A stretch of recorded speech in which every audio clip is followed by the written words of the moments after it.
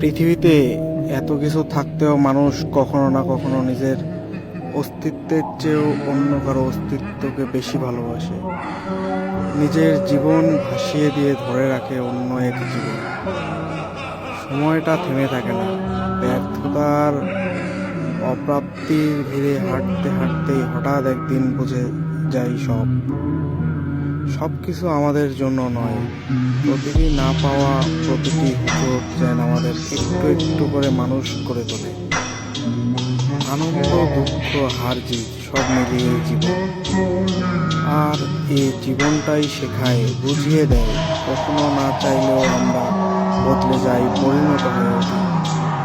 এভাবেই বয়স বাড়ে, কিন্তু তার চেয়েও বেশি বাড়ে উপলব্ধি। আর হয়তো ঠিক এভাবেই জীবন চলে, এরই নাম হয়তো জীবন। আসলে জীবন কি তা আমরা ঠিক জানি না।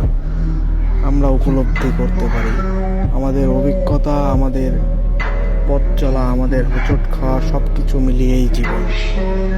বেঁচে থাকতে হলে এ জীবনে অনেক কিছু সহ্য করতে হয়, অনেক কিছুই পেতে হয়। আর আমরা পাওয়া না পাওয়া নিয়েই জীবন নামের এই নৌকায় চলতে থাকি।